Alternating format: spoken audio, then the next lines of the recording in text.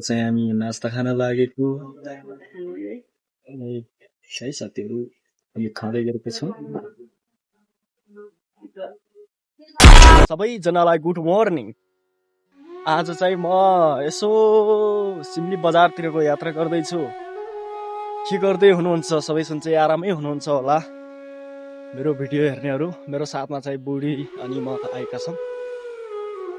साथीहरू आज चाहिँ टक्क लाएर आज सिमलीतिरको यात्रा हुँदैछ।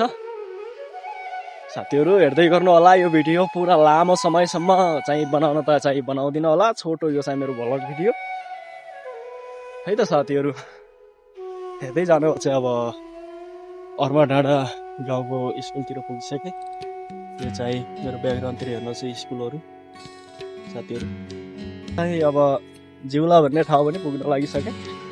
यो चाहिँ हेर्नुहोस् मेरो पछाडिपट्टिको यो चाहिँ जिउलाको एरिया र मेरो पछाडि चाहिँ वाइफ। आज हामी दुवैजना चाहिँ यसो सिमलीतिर जाँदै गरेका छौँ। म तपाईँहरूलाई चाहिँ अब सिमलीतिरको भिडियोहरू पनि देखाउँछु।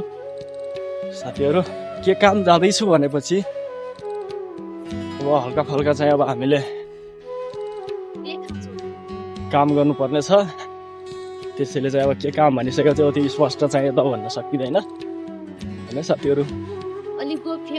त्यही भएर टक्क लाएर अब आज सिमलीतिरको यात्रा हुँदैछ र अहिले म चाहिँ अब जिउला भन्ने ठाउँ पुगिसकेँ। सौँदै 2 घन्टा पैदल हिँड्नुपर्छ साथीहरू। यहाँबाट एकदम विकट ठाउँ छ, गाह्रो छ। रोड भए तापनि गाडीहरू चाहिँ चल्दैन पर्या जस्तो। म त अब जिउला पुगिसकेँ, जिउलाको गाउँतिर। यो चाहिँ विद्यार्थीको लागि बनाइएको पुल। यहाँ चाहिँ बर्खा चाहिँ अब खोलाले बगाउला कि भन्ने डर पनि लाग्छ नि त विद्यार्थीलाई। त्यसैले चाहिँ यो चाहिँ यतातिरको गाउँ सानो गाउँ छ साथीहरू। यो चाहिँ पुल। यहाँ चाहिँ अब सानो सानो बच्चाहरू पनि स्कुल जाने गर्छन् तर स्कुल पनि टाढा छ यहाँको, चढाइ चढ्नुपर्छ साथीहरू। यहाँ चाहिँ एउटा घर। यो चाहिँ सुन्दर भूमि देख्नुहोस् क्या दामी छ कि एकदम दामी सुन्दर गाउँ हरियाली भएको छ आजभोलि साथीहरू। बाटोको अवस्था यस्तो छ हेर्नु साथीहरू। मेरो घर चाहिँ जो माथिको यो टपको डाँडो छ नि त्यही नै हो। एकदम विकट ठाउँमा यसो कुहिरो सुरो लागेको छ। यो चाहिँ सानो गाउँमा पुगिसकेको छु। अब चाहिँ म रोडमा पुग्ने आँटेको छु यता जिउलातिरको।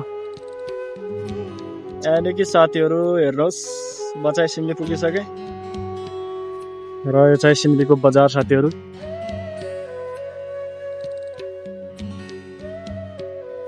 गाइस अब चाहिँ हामी नास्ता खान लागेको है साथीहरू। हामी खाँदै गएको छौँ।